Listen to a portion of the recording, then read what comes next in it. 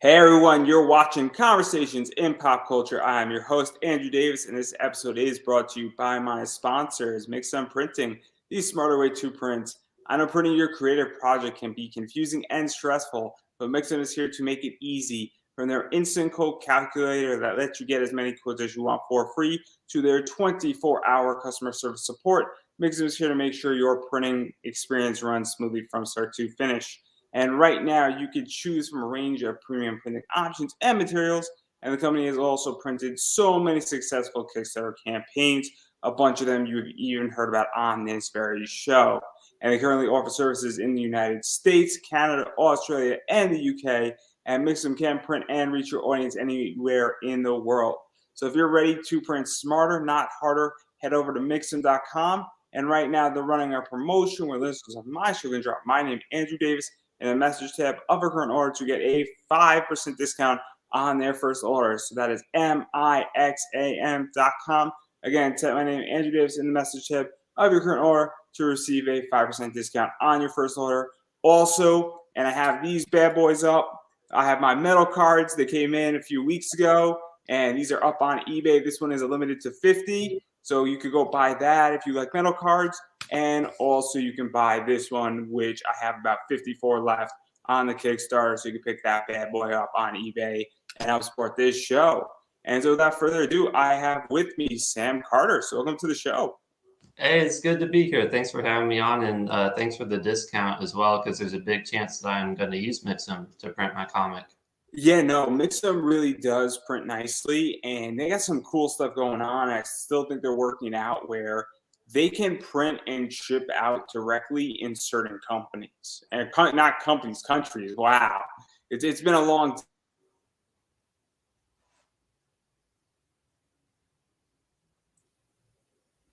Oh, I think I lost you.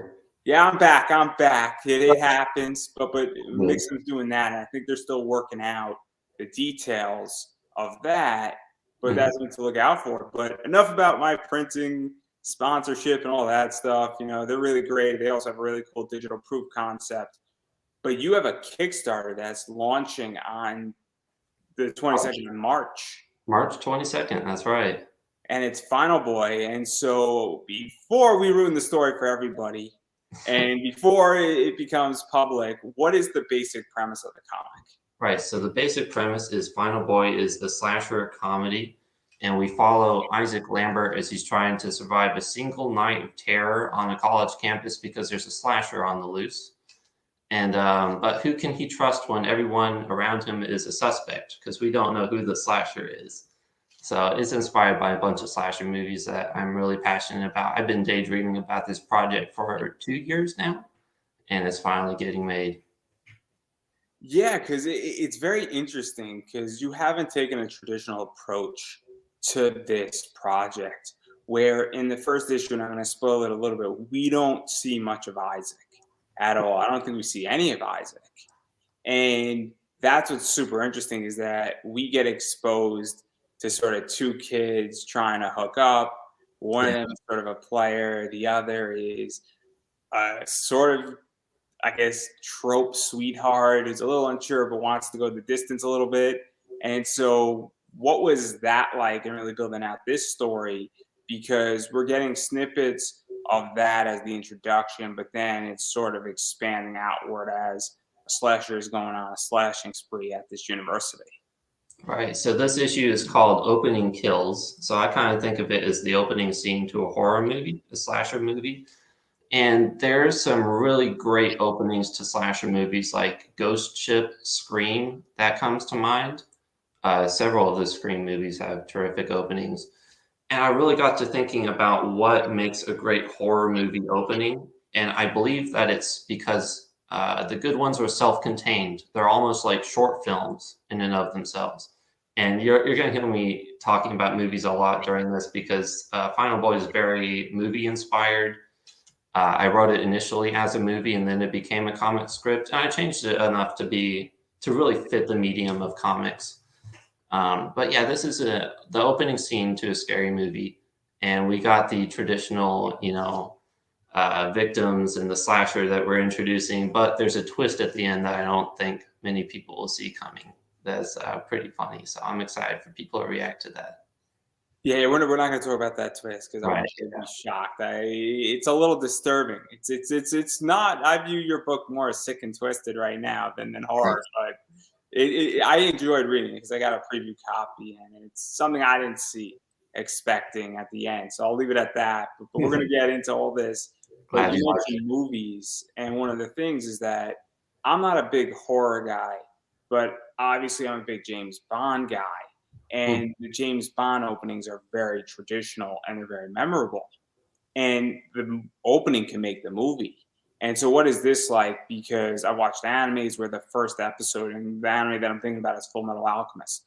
That first episode of Full Metal Alchemist Brotherhood sets the entire tone and Mhm. introduces all the characters. And so, what is this like? Because you're treating your comic book like a movie more than a comic book, and that's a very different writing style. It also creates a different storytelling vibe, and it's kind of nice to read a book like that. Yeah, I really love comic books that are cinematic. Like it feels like you're watching a movie, reading a trade or something. And I also don't like it when comics write specifically for the trade. So I wanted to find a nice balance of that, where you can read it all at once, or you could read an issue and enjoy it and then remember what happens before you read the next issue, like a month later, because there's time that comes out between comics and you got to plan for that when you're writing. Some writers that I really love that did like the cinematic writing for the trade really well were Brian Michael Bendis. I grew up reading and collecting the entirety of Ultimate Spider-Man. I really love that comic series. We're going to talk about that too. Okay, good. Yeah, I loved You're it. going to hate me in about 5 minutes, I promise. Oh, you don't like it? Oh Oh, no. no, no, no, no, no. I have two Ultimate Fallout 4s in my basement, Oh, okay, good. and I Yeah. got them for free. So Oh man. people, Uh, people really hate me when I tell them that story. So it's all right. I'm giving permission for everybody to dislike me for the next hour because of I'm that. impressed. But yeah, it's I that was the first comic series that I collected completely. Like I have all 150 issues, however many of those are. I think it's like 145 or something. And yeah, I love that series. It means a lot to me. And the dialogue is so great in that series. It's no secret that Brian Michael Bendis is a great dialogue writer.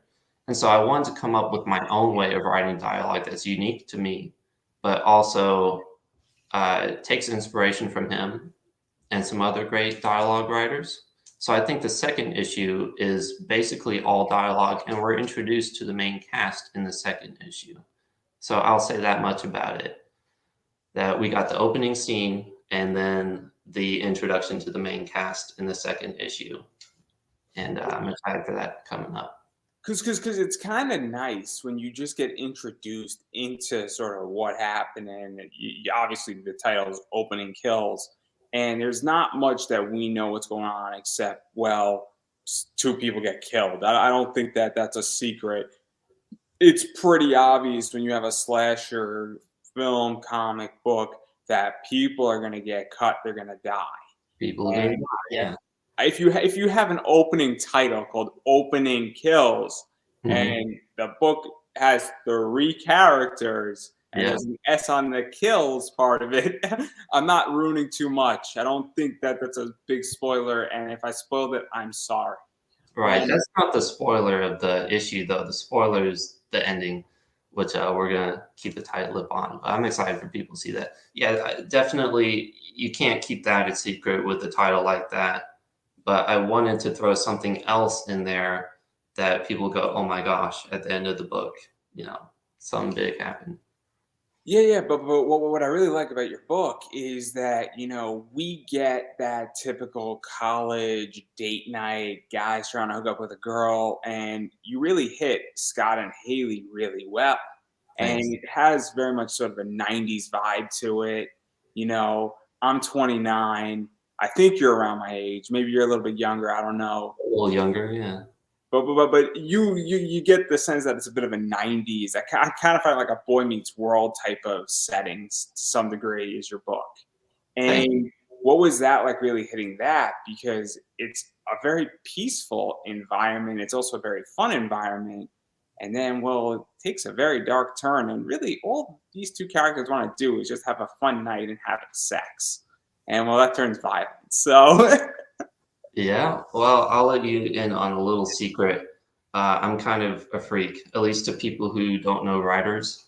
I'm a bit of a freak. And what that means is that I write down things people say.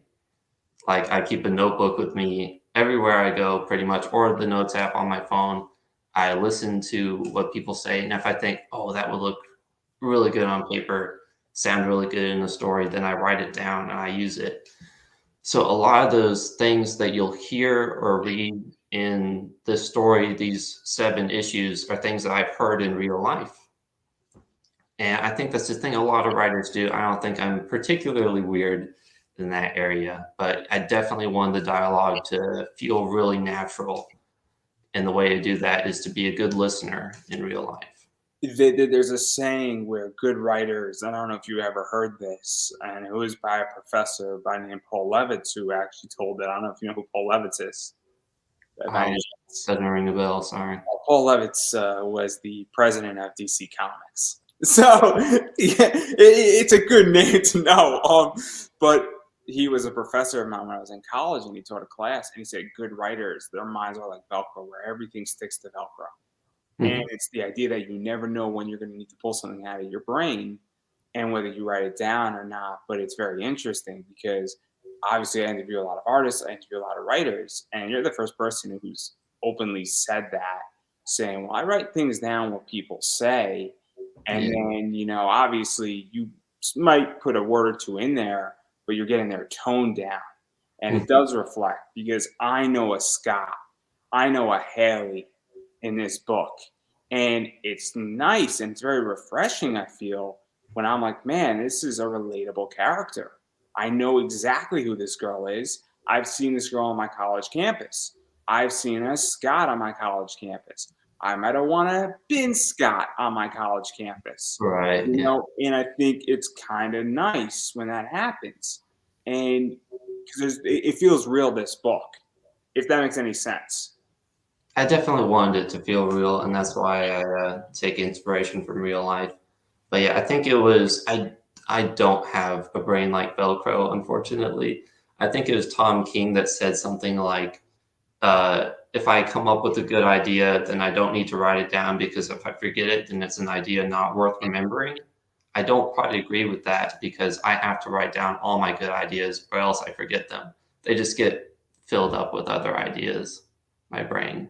I'm very similar, and what I find, and I don't know if you find this as writing, is that sometimes I'll write down an idea, and then I'll write down another idea, and then I'll write down a third idea, and then somehow all 3 of those ideas become one. Where I want to throw an idea on paper, and even when I'm writing an interview, I mean, I have questions, I have talking points. It's because it's not that the point is I'm going to forget the point. Is that sometimes when you write something, you're like, oh man, there's a better way how to write this, or a better way how to present it, or this idea in my head made sense, but when you put it on paper, this makes no sense. And you almost have to workshop it through to some degree, I feel, and that's how I function. Because sometimes if I say, oh man, I want to tell a story about a submarine, and a submarine goes rogue, that is something I'm not going to forget.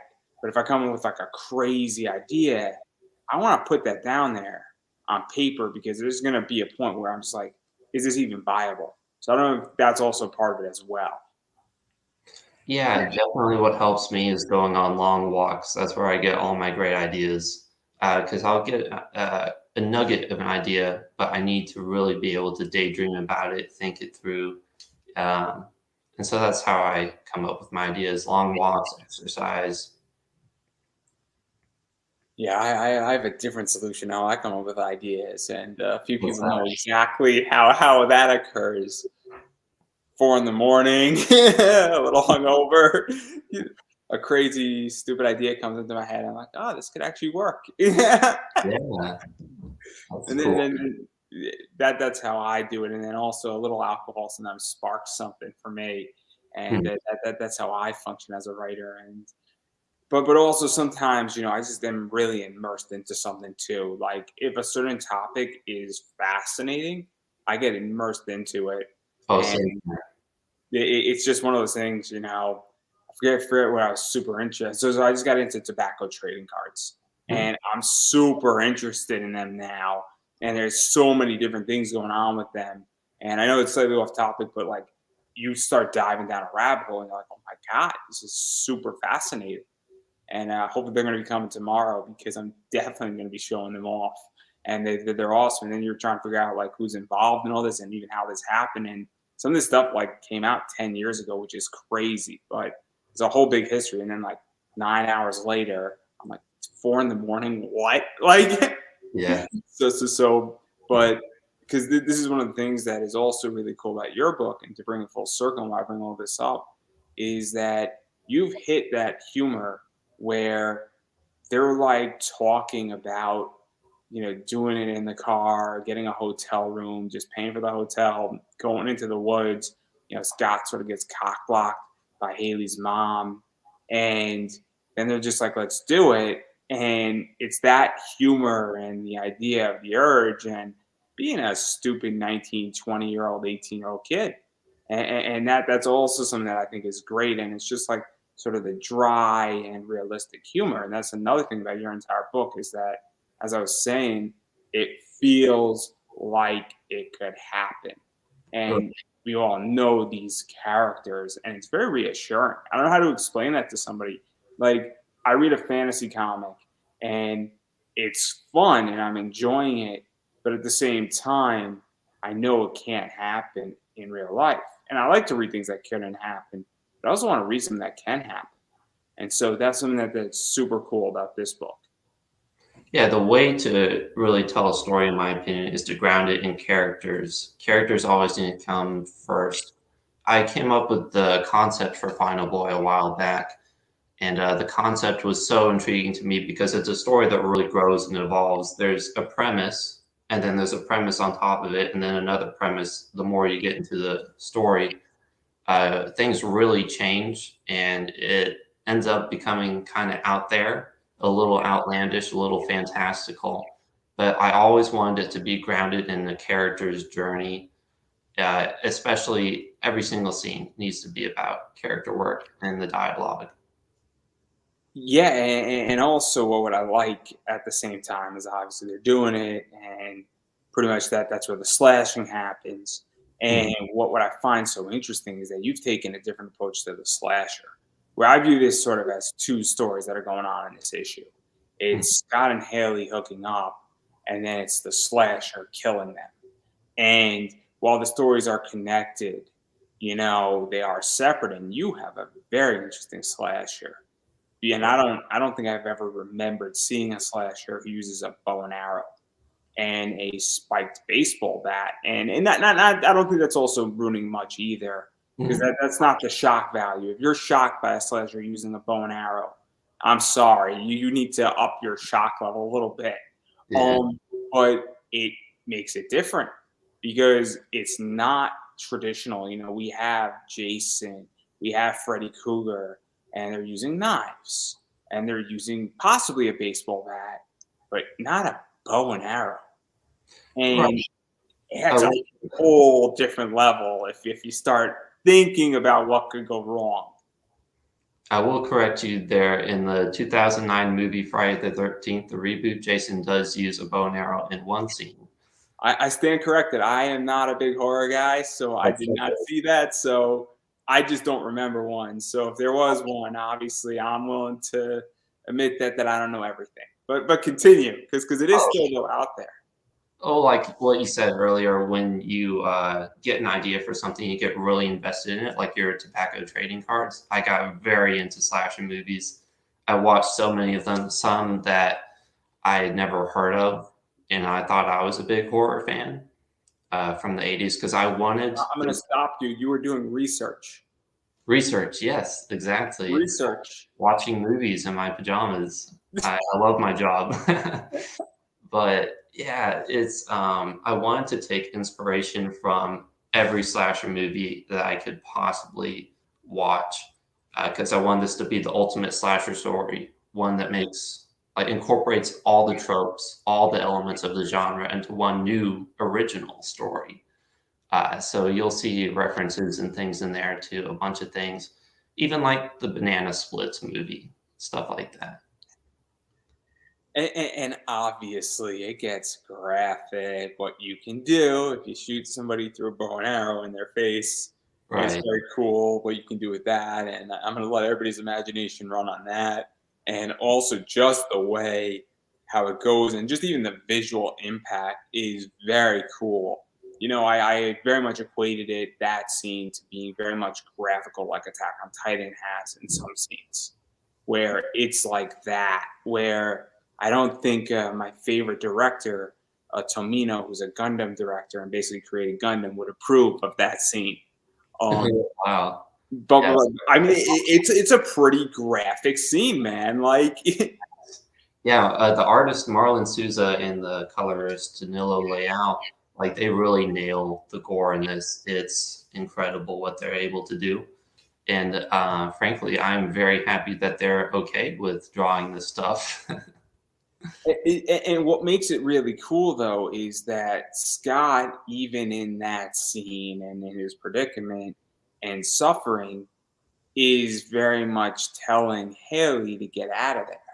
And Mhm. that's even crazier in some degree. The fact that what happens is that he's still being, I guess, a guy trying to protect the girl. And that adds a level of psychology to some degree as well to all this, and even just the mentality of that. I don't even know if that's a trope or what that is referencing, but clearly that adds a different level on how you can read this as well. Yeah, I wanted every character to be well rounded, even if they're only in for a few scenes, if that makes sense. I wanted characters that you think they're archetypes of some kind, but then they do something that surprises you. And I think you'll find out that's kind of the point of the story and of these 7 issues is that characters can surprise you when you put them under pressure. Yeah, and then obviously there's a very interesting ending, and I'm sure I'm gonna have you on for issue two when issue two comes. Love to. But we're not going to talk about the ending. But I do want to actually talk a little bit about the psychology that's going on here, Mhm. because we don't know much about the slasher beyond the fact that he or she or it is slashing. I don't Mhm. want to make any judgments. It could be any of the three. And I don't say that not to be politically incorrect or anything of that nature, but we don't know anything about the slasher minus the fact that the slasher killed two people. Mhm. Um, but what is that like even to go down? Because this slasher is getting close and personal. It's not anymore just killing somebody for the sake of killing. There's obviously pain inflicting and going down that route. And we don't know if these kills are personal kills or just an opportunity presented themselves. And what is that like to really play that out and then build upon this? Because this is sort of the start of the killing spree.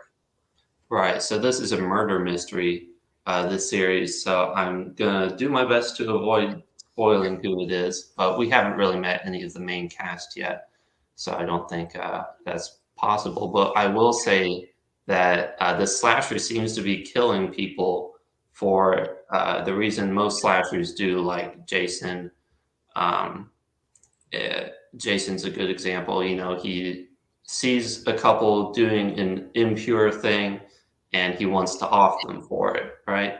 But there's a different motive going on with the slasher, a much more interesting motive. And I'm excited for people to get to that. I think it's in issue 6 and 7. I'm really particularly excited for people to get to those issues because it's pretty wild what we learn. And then obviously, I mean, this is just the opening act, and there's a variety of other characters out there. Obviously, the slasher is still alive, but Mhm. we don't really dive into, and we don't see any of Isaac in this entire story, and all we know is that Isaac has to survive another 6 issues, Right. more or less, and a night of horror. One more night. And we don't know really why he needs to survive it. He's trying to figure out what's going on. And so, what is that like to not even introduce the core of the story yet? and have it that we don't even know who Isaac is. We don't know who Isaac can trust, who Isaac can trust. All we know is that there's a slasher that obviously may or may not be targeting Isaac directly, may be targeting somebody close to Isaac, and obviously he's going to be targeting people in the main cast and trying to take them out systematically. Yeah, those are all good theories. So I want this first issue to be self-contained. You read it, you get a beginning, middle, and end. But it also is a beginning. It introduces you to the concept, to the story that's coming. So yeah, we don't meet the main cast yet, but that's what issue 2 is dedicated to. And that's a very fun issue to write, just introducing a bunch of people in a natural, organic way. I think issue 2 is one of the biggest challenges of writing this. I'm 14 issues in, by the way. I've written 14 for the series.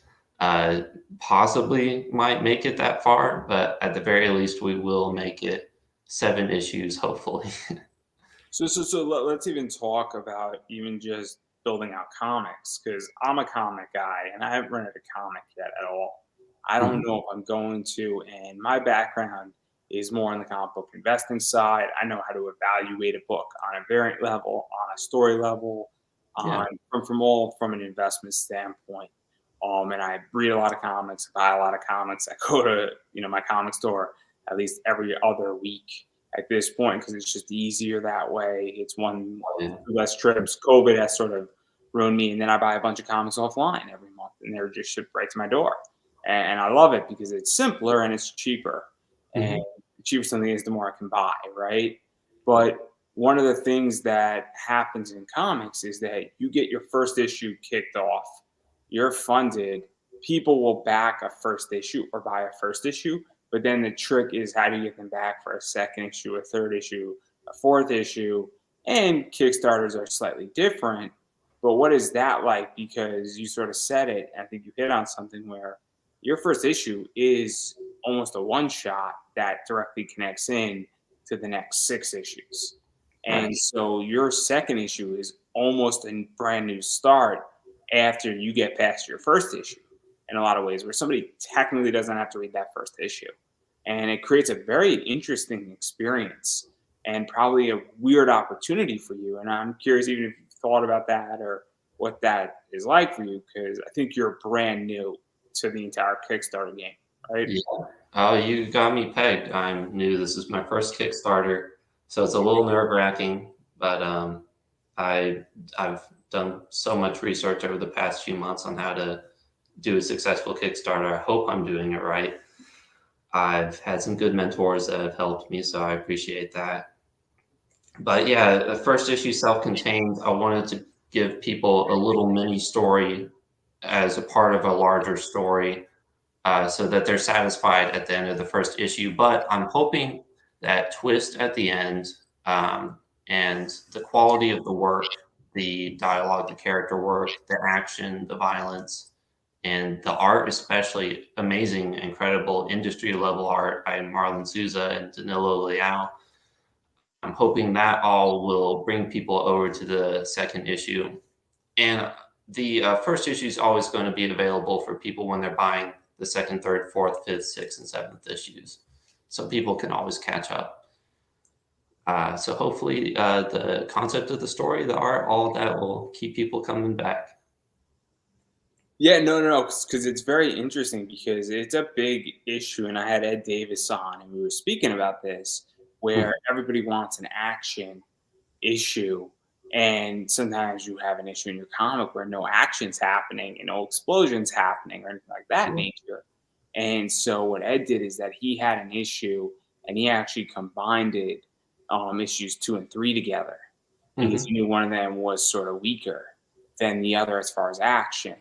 And then I had Mike Teener on, and I don't know if you know the 2 guys I'm mentioning, and they're not going to mind me dropping their name, but Mike Teener did Black Jackets 4 and 5 next to each other. Now, I think he could have done 4 and 5 by himself, but one of the things is that he just felt that, hey, there is no good cutoff point, and I want somebody to read both these things at the same time. And so this is why I bring this up, because you've created a very interesting experience, I think, where So you'd be like, hey, I don't need to read issue 1 to get into issue 2. And Mhm. it solves a problem in a lot of ways. And so that's something that I think is just super interesting. Not saying they shouldn't buy issue 1. That's not what I'm saying, everybody. I got you. But no. I'm clarifying for my entire audience when they hear this in the next week, when you launch and I start sharing it. But it is the idea that you've created a second starting point and a second jump on point, and that is something that is tricky in comics. There's Mhm. a reason why every 6 issues, DC, you have 6 issues of Batman. On the 7th issue, you could jump onto the series, and you don't need to read the other 6 issues. And you created that without having to do 6 issues. So super interesting. And I'll say this much, Final Boy is going to be an ongoing series, hopefully, and each 7 issues is a storyline, and each 7 issues sorta is able to stand on its own while also building off what happens previously. So I really thought about that issue that you brought up where, like, people need a jumping on point. So issue 14, that's gonna be a jumping on point, for new readers as well, if we get that far. Yeah. It's always that thing of just figuring out how you get that far. And Mhm. Kickstarter is fascinating. But the nice thing about Kickstarter is that if a project doesn't work or doesn't fund, you can come back legitly a day later, 2 weeks later, or 5 months later to that project and relaunch it and tweak it. And I was at that point in mine. So I was saying, Yeah. maybe I'll come back in a month or two to this project and make it better and revamp it and all sorts of stuff. And that's kind of the cool thing about Kickstarter is that Kickstarter allows you to come back to it if it doesn't fund, and you can get another bite at the apple, which is actually super, super cool. And also, you don't lose money if you don't fund. Where, Mm. obviously, you have your expenses for whatever it costs, but you don't have to pay anybody any money. Or in Kickstarter is free because they take a percentage off your Kickstarter, which is also very helpful in that realm. Where it's just that there's no economic risk. Is all I'm going to say, but I do sort of want to back out of your project that's coming up, and I am curious about horror comics in general because one of the things that is happening now is that places like Boom Studio are doing a lot of horror comics. We had Deceased with DC Comics that did very well for DC Comics, and it was a lot of fun, and I enjoyed Deceased and everything that did. And I'm curious, and indie companies like I think Second Sight Publishing is really big on horror. Scout's getting big on horror. And so, why do you think that this sort of has jumped up now and has become very popular? Because now you're in that genre too, and you're in a niche genre, which is slashers. Right. So I think American comics were hit very hard by the Comics Code Authority. And that's why for so many years, even after the Comics Code Authority went away, uh, there weren't that many slasher or horror comics. But now we're at the point where indie comics is such a big thing, and we don't have those restrictions, those regulations on us anymore. Now we can really get to some good horror comics. If you look at Japan, like you love anime, Yeah. and manga, I'm assuming there's been so many good horror mangas for decades. And now I think America is just kind of catching up to that level. Did you also feel that, and I'm going to be very nice, and look, I'm assuming you enjoy things that Marvel still puts out. I Oh, enjoy things absolutely. DC puts out. Not everything is good. I think we can agree. Yeah, on the big two, they have a few hits every year, and they have a bunch of stuff that just flops. But I also think, and I'm curious how you feel, where there's in the last few years, at least for me, DC, Marvel, even Image haven't been delivering what they used to deliver. Mhm. The same way where there used to be major events, there used to be major things that mattered in those universes. And I don't think it's political. I think it's just laziness. I think people have run out of ideas. I think it's just fear of risk, honestly. It could be that too. It could also be that these things are now corporate entities. And the further you climb up a corporate ladder and you have to answer to shareholders, the more complicated it gets. Also, it's the idea that you want to screw up your movie side. That's bringing in billions, if not trillions of dollars. I'm sorry to say, but HBO Max is where DC Comics lands, and Disney Plus is where Marvel lands. That is complicated when you have these characters and then you do something controversial in a graphic novel or a comic. Turning Captain America gay, for lack of a better word, it can be a very dangerous position for Disney and Marvel in a lot of ways, because it can screw up a lot of things on the big screen. And I think that that's part of it. But with horror, a lot of this is brand new, and I'm curious how you feel. Where do you feel like a place like Boom is like, hey, we could do 4 issues of something that's killing the children, and this is brand new, and there's no source material, and we don't have a TV deal, and if this thing fails, cost us 30 grand. We don't personally care. Do you think that since those are smaller companies, they could take more risks, and they also don't have TV and they don't have to answer to shareholders? Do you think it's that, or do you also think that there's something else going on? Yeah, well, Marvel and DC are dealing with characters that have been around for some of them for 70, 100 years. So people come into those stories with a certain amount of expectations. And that's partially why I'm not really looking forward to writing for either of the big two, is because those stories have been done so much, and there's very little to do with those characters that's new. And also, there's so many limitations on what you could do. But with the indie comic scene, there's no limitations. I think Kickstarter is the place for the most creativity, really, because there's no regulations, there's no real rules. You can put any kind of comic out there you want, pretty much. Um, and that's just allowed me to tell this really absurd, wacky horror story.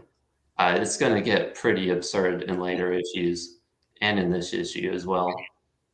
Yeah, I agree. Where Kickstarter is a place where creativity is going on, and obviously, I have friends in the industry. I have friends who have worked for DC and Marvel. I've interviewed a lot of people who have gone in and out, and I'm not going to say who's who, but I've known people who work for Marvel and for DC, and they are miserable. And they're like, yeah, there was no creativity. But also, what happens sometimes, and I don't know if you're a wrestling fan, by any chance, are you a wrestling fan?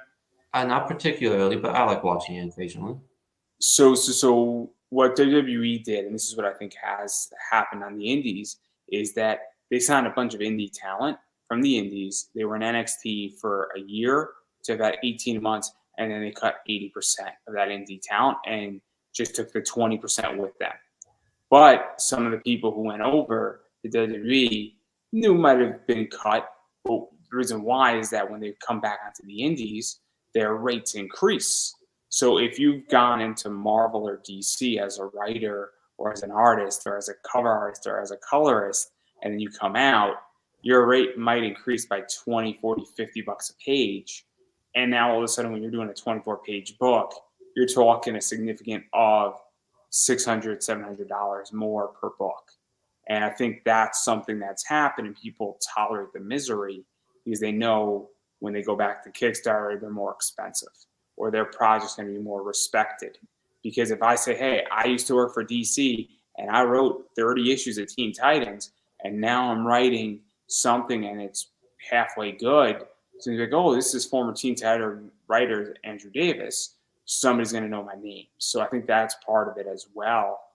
And now all those guys coming into Kickstarter and be like, hey, this is what we want to tell. I would like to revise my previous statement. Marvel, DC, I would love to work for you guys. but this is a very interesting discussion. The reason why I bring this up is that I'm doing probably once a month or every other week, hopefully, and I'm really going to do it, is I want to have these discussions with people in the comic community, is why you should come to Marvel or go to DC, and creativity versus having a career and long-term careers. There's a reason why I get certain guests on my show, and I want a guy like Ebats on my show because it adds credibility to my name, and then it also benefits you.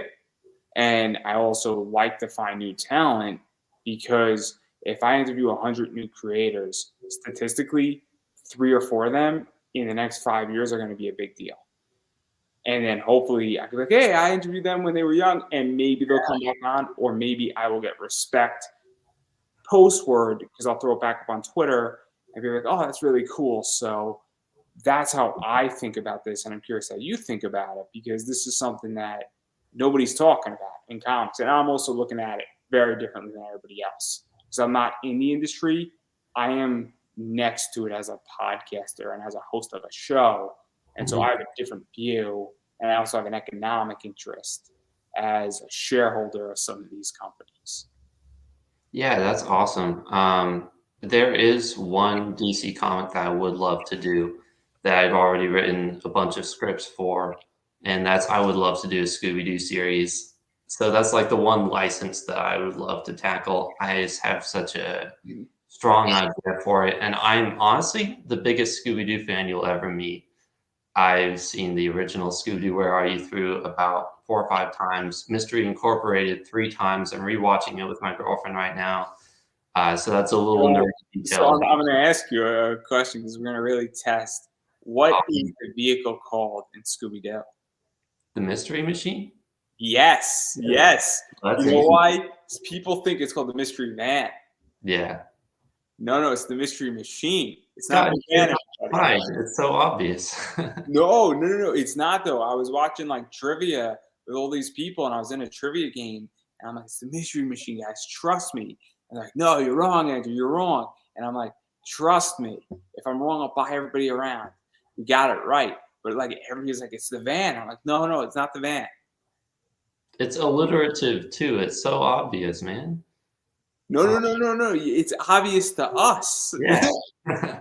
This is the problem. I need to make more friends who are Scooby-Doo nerds. I've been trying to find some. I've been wearing Scooby-Doo shirts everywhere I go, hoping somebody comments on them. But alas, You got to go on the Scooby-Doo Discord. yeah. I've gotten a chance to talk to some screenwriters who've worked for Scooby-Doo, like Be Cool Scooby-Doo and Mystery Incorporated, and they were good mentors to me back when I was learning first how to script things back when I was 15. So I'm really grateful for that. I would love to be involved with the franchise in any capacity, any way, one day. Hopefully, I get there. Well, right now, Warner Bros. Owns that. They own the Flintstones. They own most of Hanna-Barbera, and all that stuff is super interesting. And then I think Neil Adams did a bunch of covers for Scooby-Doo that were cool. And Yeah. I'm not as big a Scooby-Doo fan as you, but I enjoy Scooby-Doo, and I enjoy what Scooby-Doo does and what Shaggy does too. I'm still looking for what's happening in the back of the van and why there's always smoke coming out. But I'll just go around in a circle. What did he say in the Scooby-Doo movie, Mary Jane? That's his favorite name. Hey! I'm just going around in a circle. You want to know something? You probably already know this, but James Gunn wrote those original Scooby-Doo movies, the live-action ones. I love that fact. That's how I speak in code. If anybody who knows what I'm referring to when I say I'm going around in a circle, they'll figure it out soon enough. That's kind of funny though that James Gunn wrote that stuff, and James Gunn is a unique individual for sure. I like him. I like his style. It's good. Yeah, I like his Guardian work, and I definitely like the new Suicide Squad.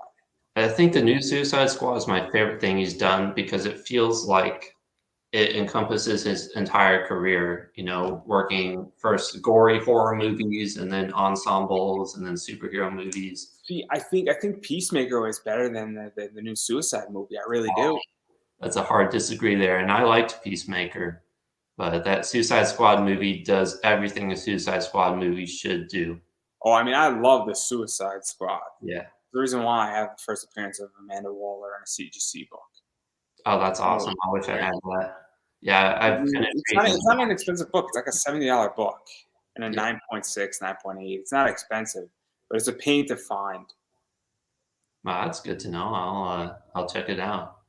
Because I just love Amanda Waller, and she's an underrated character by far. Oh, she's a great protagonist, great villain. She can be a lot of things. Very well written character. I love what John Ostrander did with her. and her origin story in that original run of the comics. Yeah. Oh, yeah. Like what was it? Like the 4-part miniseries that she was introduced in? Oh, good stuff. Yeah, Just that's really old good. school stuff. Fascinating character. And anything because as you stated, she could be anything. And I like her as a government operative because Mhm. that's what she's good at. And whether you like what she's doing or not, because let's be realistic, the Suicide Squad should not be liked. They're the type of people you call in when the Justice League is out in space Mhm. and you need a problem solved and you need it solved without anybody knowing you're solving the problem. That's what the Suicide Squad is. And it's It's a great. it's a great concept. I love it. The Dirty Dozen, but with superheroes. Oh, it's so good. It's Yeah, so good. And the second one was so much better than the first one of Suicide Squad. easily. But it wasn't an acting problem in the first one. The talent was there. It Mhm. was the script. It's completely the script, and it wasn't graphics. It was the script. 'Cause that was Yeah. a disaster as a They movie. forgot the strengths of the concept. It didn't play into what the Suicide Squad should be. I mean, you had Will Smith who was great. You had Margot Robbie who was great, and you had a few other characters who were great as well. And Yeah. oh man, they just blew. But I digress. I digress. It's the worst. But yeah, no, because getting back to horror, because again, I'm not a big horror guy. I'm actually wanting to write a horror comic, but I want to write it as a one shot. I want to make people like look over their shoulder and be like terrified to go to bed. And I don't want to be at a con. I want like a mom to be like, "You ruined my son. My son can't sleep now." And be like, "Mission accomplished." Yeah, you Um, should go for it. Do it. and can I just have you write a testimony on that, please? Thank you. Yeah. We can Don't get buy a this $2 book. testimony for you. Don't buy this book. My son can't sleep anymore, and every time we go to the store, he's looking over his shoulder. Anonymous mom. I'll put that Alright. right on the back of the book. It'll sell me more books than anything else. Yeah. But I digress right there. But again, I'm not a big horror guy. I really do like to sleep at night. So, but I think it's very interesting. I'm actually very curious where you even think horror is going. Because as I stated, places like Second Sight Publishing and Scout and a variety of other publishers are popping up now doing horror books and doing things of that nature. And there's obviously the dam has broke. And now we're getting subsections of horror where there are stalker books, there are psychological thrillers, there are books that really test the imagination, and there's books that just make you question what you're enjoying and seeing and understanding. There's books on all sorts of terrifying things in a lot of ways, not to mention the manga side of things. And so, where do you foresee it going? Because clearly it's on the up and up. Right. Well, there's definitely a rise in prestige horror, I think people call it. Really art house horror comics and movies. Horror has always been around. It's always been a staple of storytelling, and it always will continue to be. But it's the one genre that evolves most, I believe. The tropes are ever changing, and if you watch a horror movie from the 1930s, it's not scary to you. You'll read reviews about people watching the original Dracula and running out of the theater screaming. But today it's tame by comparison. And you can watch horror movies even as recent as like the 80s, 90s, and they don't really hold up as well. Uh, they might hold up well for fun viewing, but in terms of scare factor, there's a level of disconnect there. To even talk about that, and sorry for interrupting, but Sure. one of the things that's going on is that, and I don't want to get too much, and we're recording this and it's live on March 16th, and obviously the entire thing in Ukraine is going on with war right Mhm. now. And then the reason why I bring that up is not to get too political on that point per se, but I think this elevates a point is that what we had in war 50 years ago is not the same we have today. And what terrifies somebody in a war 50 years ago will not terrify them today. Right. That's not saying it wasn't horrible, but with horror, what scared me 20 years ago wouldn't scare me today. Right, you get Well, desensitized to it a bit, you get used to it. and it's also the idea that I don't know about you, but I've been desensitized to a bunch of stuff.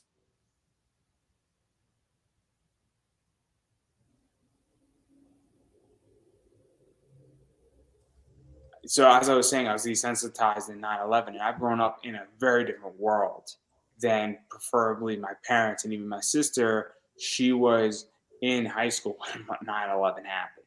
Mm, So it's the idea that, so for me with horror, how do you continue to raise the bar? Because that's a big question, and certain things always will raise the bar. If a kidnapping happens and you're in a hostage negotiation and the kidnapper is tormenting the parents over and over and over, that could be very, very scary if it's done correctly. mhm. Or if you have a kidnapping inside a big mansion and you don't know what's going on. Or Resident Evil 1 is still scary to some degree. Yeah. But at the same time, if you tell me that I'm playing Resident Evil 4, Resident Evil 4 is not scary anymore. It used to be back when it first came out. Now it's not a scary game. Right. Yeah, I with Final Boy, I wanted to try and resurrect the slasher genre because it's been dead for a while. It's interesting that you bring up some of America's political climate because with the rise in school shootings and violence and stuff like that, in real life, the slasher genre kind of died for a while. You had Scream and a couple come out, but it was thriving in the 80s and then it died suddenly. And I believe that's due to the rise of real life violence because the novelty of seeing teenagers getting killed was suddenly lost on people because it's happening. And with Final Boy, I want to resurrect this slasher genre in a fun way um, because I want to see more slasher movies. I'm a big fan. I really love them. But the You're thing is, self-interested. yeah, It's yeah. all about you being selfish. So let's just acknowledge it and get it out of the way. Yeah, this is whole vanity project. This is all about my own selfishness. But I want the Final Boy to be fun. I want the comedy to hit and make people laugh along with the danger. I didn't try to raise the bar in terms of horror with the series. There's gore and there's tense scenes, certainly, but it's all with an element of fun and comedy. When I do write like a real horror story, I want it to be more about modern anxieties. I've been reading The Nice House on the Lake by James Tynion. Have you checked that out yet? I have not, but I know. Actually, I read the first issue, Yeah, um, I'm but also I don't know much about it. But I know it's really well done because he's a great writer.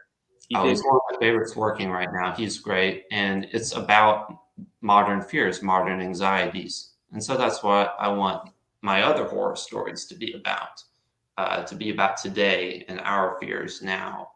But with Final Boy, it's more of a cheesy '80s slasher done really well, hopefully. Yeah, no, because I'm always wondering, and this is my thing. And at some point, as I stated, I want to do sort of adult comic hangouts, just as bonus content. And I want to. This is one of the topics, and tomorrow I want to talk about. Hopefully, if you people are showing up, talk about why you back a Kickstarter. But at some point, I want to talk about the idea that how do you raise the bar where every Mhm. idea has been spun out, and with horror, how do you raise the bar? With a mecha series, how do you raise the bar? With action, how do you raise the bar? Or do you actually go the opposite direction and lower the bar intentionally? And then these are all great questions, and I don't know because obviously with my show, I'm trying to raise the bar, get better guests, get better questions, get it more refined, get more into deeper issues in things, and actually have more significant discussions.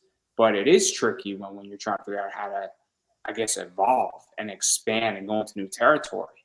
I'm a big dirty realism guy, and dirty realism is hard now in writing because I hate to say it, but everything that's dirty is sort of mainstream now. It used Mm, to be going to a strip club was a bad thing. Now going to strip clubs is not that bad of a thing. It's not frowned upon the same way it was 30 years ago. And so that's something that I'm just fascinated with as a thought type of leader type of person is that I'm like, hey, how do you raise that? So that's kind of why I'm just super curious about everything and everybody. And it's a question everybody's going to get from here on out on my show. Yeah, I think it's fascinating to see how things change, especially genres. They really evolve. Horror genres are constantly changing. And Final Boy is different from any slasher that you've seen before because there's this concept that I cannot wait to introduce that's never been done before in the slasher. It's completely original to me, and that's the reason that I started writing it. And I can't wait for people to check that out. I am not going to be a dick today, and I am not going to take guesses live at the very least. Yeah. But I have three theories, but I will keep those to myself privately. Hey, they're wrong. I'm sorry, but it's impossible to guess with the information at this point. I know how I would go about it, but let's just say I'll speak in code. I will pull what is known as a black clover, and anybody who's seen Black Clover knows exactly what I'm referring to, and that's all I'm gonna say because that leaves it enough. Where there's three possibilities, but there's only one correct one, and my solution to where you're going with the book. But Yeah. we're gonna table it. I'm not gonna ruin anything. Um, and I would say another thing, but I'm not going to mention my favorite musical song either, because that will give the ending away to the first issue. So I'm going to table that as well. That is zipped up. But I do, obviously, you're coming on to Kickstarter March 22nd. You're going to have tons of rewards. You're going to have a bunch of covers. And I don't want to ruin any of that. I want everybody to be ready for that. And I don't even know what covers you have or anything of that nature. So we're not going to dive too much into that, but I know you got at least one or two variants coming. Right. There's a beautiful variant cover that Marlon Souza and Danilo Leal made, and it's pretty incredible. And I love the main cover as well, especially. The tagline, I hope, doesn't ruin the cover because it's a little cheesy, intentionally cheesy. But it's just beautiful art. I was so happy I was able to find these guys. I really lucked out with them. Yeah, no, because I think I've seen it, and I think both are public. At least one of them is I know, and I think it's on your Twitter. Yeah, But it's on my Twitter, my Instagram. I'm gonna give you a chance to promote yourself in a second, but I do actually want to talk a little bit about Kickstarter and crowdfunding before we get there. And obviously you're brand new, and I think you've backed a few campaigns before. So what is this like for you knowing that you're coming into it on the other side now? Because this is your first thing that you've created. And I can tell you from my position is that I backed about 35, I want to say. And it's very different once you create one versus once when you're just a backer. And it's almost like you can't go backwards. You can't not then go create something ever again or look at somebody's Kickstarter the same way. Oh, so much work goes into it. I've been feeling compelled to really back a lot more now, and I will once I get the money. But it's I'll tell you one thing: it's nerve-wracking. It's very anxiety-inducing to create a Kickstarter and to have to promote yourself. I'm a very introverted person. I don't like to really put myself out there in the world, and so having to do so for this, it's tough. But I'm managing. I'm doing it, and there's not a minute that goes by in the day where I wonder, well, is it really gonna be seen by people? Are really gonna buy it? I'm confident in the product, especially the art. I think people will love that. But I'm a little nervous that people will not see it just due to a advertisement standpoint. It's complicated because there's a lot of projects out there. It's also convincing. It's also getting eyes on projects. Also, and I'm very honest from a consumer position, I am beyond selective now. Yeah. And I have to be. And it's the idea that it's a space issue for me. Where am I going to store everything? Am I interested in the product? Do I like the person who's behind it? Because I hate to say this, there are some assholes in comics There's some bad people. There are people who have very interesting pasts. And also, I look at the way people interact with each other and Mhm. interact with their fans. And, there are people I won't back their product because they have said things to a first time creator that should have never been said.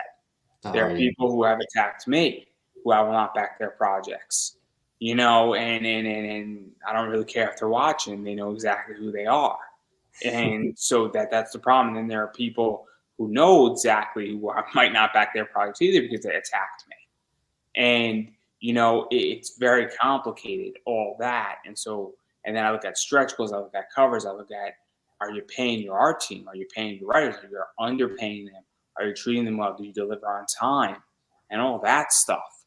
And it's complicated if I'll back somebody's project, not to mention that there are plenty of projects I'm like, I didn't see this and you were running for 27 days and now I saw it. And that's the other thing too, is that algorithms are complicated right Yeah. now. I've been having to learn that. That's So it's complicated, and then also look. I mean, I pushed my thing out, and I got funded 114%, but it took a lot of effort, and Mhm. it is complicated. But I am curious where you view Kickstarter as a platform, because obviously my campaign is slightly different. My campaign is a pre-order slash kickstart slash keep me in the game for another year Mhm. move. Some people use it for legitimately, hey, I need half the artwork still done. And we're Right. legitimately getting this thing funded and kickstarting it. Some people say, hey, look, I have $4,000 and I need another two to get it to this point. And so they're handling it that way, and it's a collective project. And then some people use it as a pre-order form. So I'm curious how you're viewing Kickstarter as a platform and even crowdfunding, and where it's even going, and even if it's sustainable, because that's a whole nother box where, because I hear that as well. And sorry for throwing a lot of questions, but I hear people saying, I don't want to be on Kickstarter permanently. Yeah. I would say I don't want to be on Kickstarter permanently, but I think it's great. I love the platform. It's going to be a great starting point for me, and I might be on it for years to come. But I definitely want to transition to maybe making my own publishing company or joining one. I think that would be really exciting. And also, I just want to let people know I'm a big believer in paying your artists up front. You should definitely do that if you're making a comic. That's what we did. And that's partially how I was able to secure such talented artists and colorists. I tapped into my emergency fund for some of this to get the comic made. So I really hope it pans out. I hope people back it. But yeah, back to Kickstarter.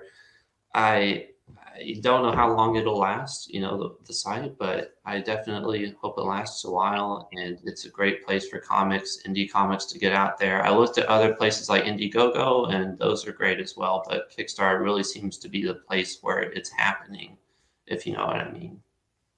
Yeah, Indiegogo is interesting depending on where you align politically, where your project is Yeah, on certain levels, and I got no problem saying what it is. I have no affiliations. I am a neutral party. I'm just an interviewer who just wants. I'll talk to anybody and everybody, sure. and that's what my show is. But clearly, there are big players on Kickstarter. There are big players on Indiegogo. And if you're a first-time creator, I think that you can have a runaway book. I really do. I think if Well, you have thank you. a product, I think that anybody can do it. And I don't see why you couldn't do it either. Mhm. Personally, where if you have a good product, I don't think it matters if you're a first time creator. I don't. I just think you have to understand what you're doing. Now, you're not going to do Brian Polito numbers or Mhm. EBS numbers. And the reason why is that those guys are just well known. But Yeah, a first time creator can have a $20,000 book. No question about it. Whether you have the capabilities of delivering that book is different. That's a different problem. Delivery and actually getting funded are two separate concepts. Mhm. Completely. Yeah, I'm definitely going to deliver the book one way or another. But yeah, thank you for the encouragement. That really means a lot. It's like I was a first time creator. There was no doubt in my mind that technically I was hoping to do 2000 was what I was hoping for. I thought I could do it. Obviously there were some other things that happened, and I think that if I do come back for a season 4, I'll be aiming for 15 to 1800, and I think I can get around that number. But I'm going to keep my goal extremely low. I did want to keep my goal low for this first time because I have no idea how much I'm going to make. This is my first time doing this. Yeah. I have a friend and his goal is $400 to $800. That's expensive. His goal should have been $3,000. Yeah. It's if he was at $3,000, it would have been an easier path. And but I also believe that everybody says, oh, you do 1 issue, 2 issue, 3 issue, 4 issues, and then you make your money in the trade. I think that is stupid as fuck. I think, and I got no problem calling it out because that is a horrible business decision. And I'm not a Kickstarter expert, but I'm willing to challenge everybody and anybody in that position. You should be figuring out how to make money on every single book. Yeah. You should be. And this is a business, it's not a charity, and you should not say, well, I'm going to make my money back in the trade. That's a horrible business decision. And that is horrible business advice. And anybody who says that should be ashamed of themselves. And I got no problem saying that live, which I just did. No problem. If you want to do this as a hobby and you're kickstarting it as a hobby, that's fine. But if this is a business, you need to figure out how to make money on every single book. And on every single Kickstarter, you need to take a distribution.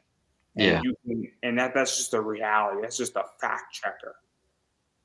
But maybe you don't get to that point on your first book, and that's fine. But if you're not making money and taking a distribution on your second book, then again, that is a horrible business strategy and position. If you're saying, well, I'm going to do 7 issues and put it in an omnibus and then I'll make my money. No. You need to figure out how to do it. And that's not directed at you per se. That's directed at the entire community. Yeah, I'm definitely going to try and figure out a way to profit off each one if possible. But I would like to do a trade one day and, recuperate some. Not the horrible strategy, but I would like to see a trade of it done because. Oh, I'm not saying trades are good too. You should be making money before you put a trade out. The trade should not be your break-even point. Is where I'm going with this. Meaning that if by issue 3 you should be cash flow positive at minimum. At minimum, if you're not cash flow positive and you've treated it like seed money, and that you have debt essentially or personal debt on the book, which means you borrow from yourself, you pay yourself back, but you didn't have a seed money that you take a distribution from, and the trade is the solution to that problem. It's not a horrible solution, but it's not a good one either. But again, I'm getting us both canceled. People will not like when I say that.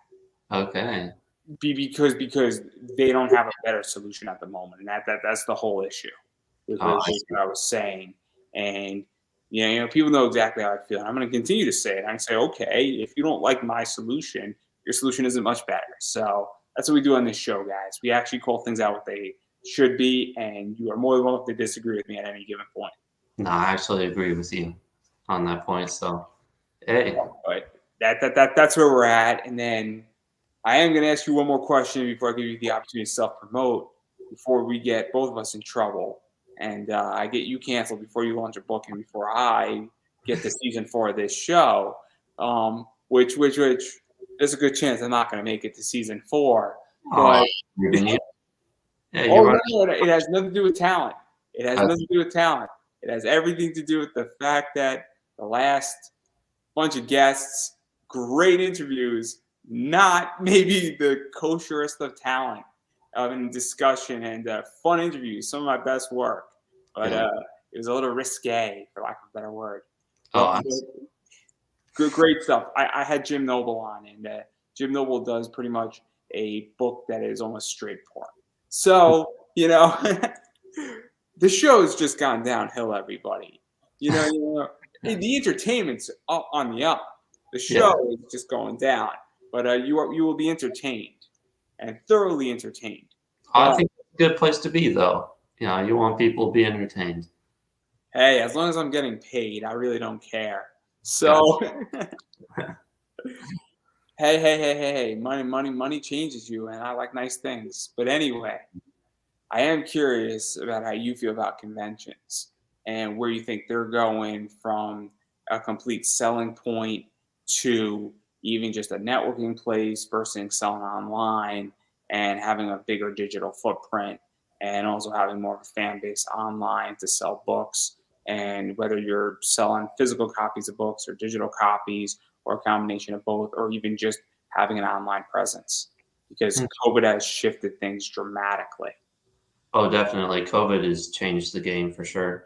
Definitely online indie comics, people ordering them. That's the way things are heading. But I'm still going to do conventions more for my sake because I think they're fun. I love going to conventions, and I'm really thrilled about the opportunity to be able to do book signings at comic book stores and stuff. I've set up some opportunities there. Um, so I'm just really excited for that. It's been my dream for a long time to be able to do a book signing because I've been to so many and I just daydream like, oh man, I wish that was me. I love having a venue to talk about my work and just being able to talk about my story to a room full of people that are like my captive audience. I have them. That's the dream right there for a writer, at least. Just start a podcast. It's much cheaper. Maybe I'll take you up on that. You could be my first guest. Yeah. I could find you like 15 better guests, but I will happily be your first if you start a show. Happily. I might even pay you to be on your show. Oh man, that's sweet. But obviously, we've been talking about a lot of stuff, and I do want to give you an opportunity to self promote. So, obviously, I know your Kickstarter, the pre launch page is live right now. I think that just got approved. I put it up in the description up above so everybody can check it out. But where can people find the Kickstarter? Sign up for the notification. You're launching on March 22nd. Where can people follow you on Instagram, Twitter, Facebook? TikTok, website is a good one, email lists, all that stuff. Right. So I don't have a website yet. I'm working on that, but you can find me on Twitter and Instagram at the same handle. It's at Sam Carter Writer, SAMCARTER Writer. And yeah, you can find me there. There will be updates about Final Boy, and that pre-launch page is up in the description. All you gotta do is click that little button, and you'll be notified when the Kickstarter page launches, and you're able to pre-order Final Boy. Yeah, and as I've been saying, one of the things is you have to support indie comic creators. Mhm. And what that means is that when they have a Kickstarter, you have to back the Kickstarter or an Yeah. Indiegogo or a Zoop or any other type of crowdfunding. When they have it, you need to back it. If they got a Patreon and you're not a big Kickstarter person, back their Patreon, because all that stuff goes a long way.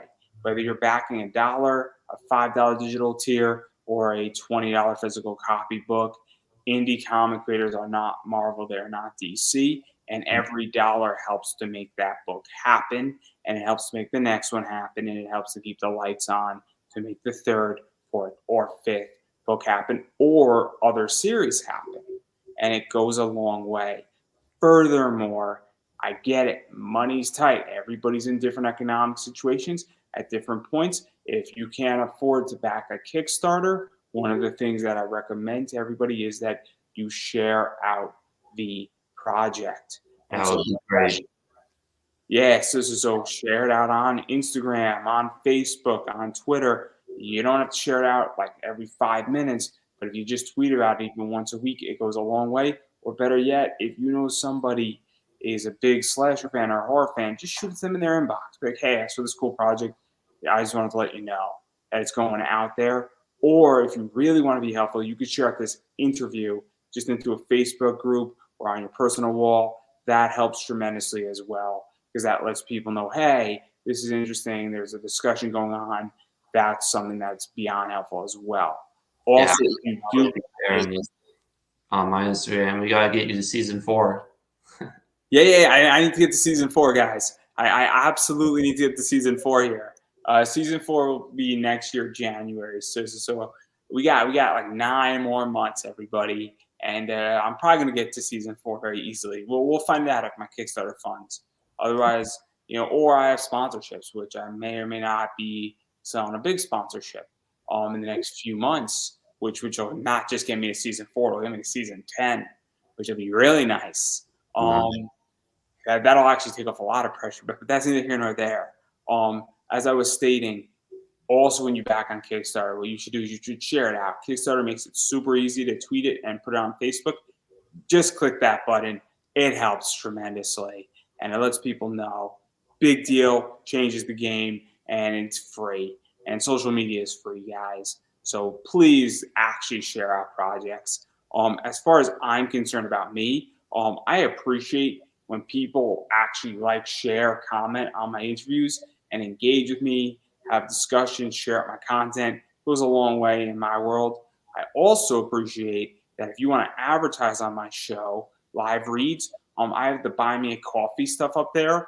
And so you could do that, or you could DM me privately. There's also something on Facebook, on my Facebook page, where you could actually click and we could work out a price if you want to advertise your product. You got something that you want to just throw out there. I appreciate that as well. I appreciate donations to the show. And if you would like to actually buy merch, this is my metal card of DJ Croft, who is an up-and-coming cosplayer, and he's going to be up in Philly Wizard World in a few weeks.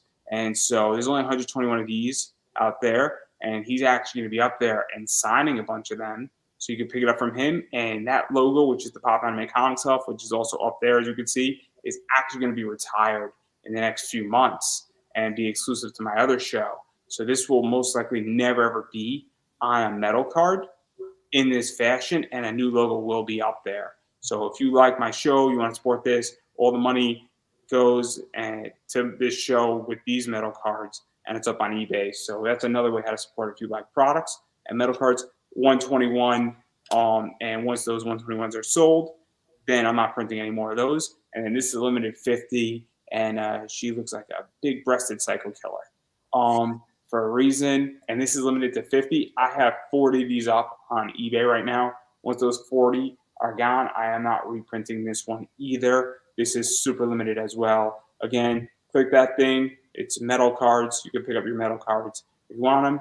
Super cool. And once I get rid of these, I'm probably going to order a different set of some cool stuff. And I'm possibly in the middle of working out a license deal with a few people for metal cards as well that are super cool in that fashion. So that's something out there that you can support. And if you need your books printed, use Mixam because, well, Andrew Davis, 5% off, makes a big difference. And I have a BCW supplies code, which is Pop Anime Comics, for 10% off your entire order at BCW Supplies. Use it at checkout and save yourself 10% when you buy your bag boards and long boxes and CGC boxes. So please go use those links.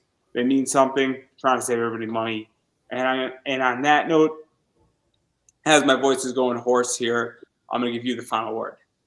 Oh, well, Final Boy is going live March 22nd. So if you're a fan of slashers or you know somebody who is, go check it out.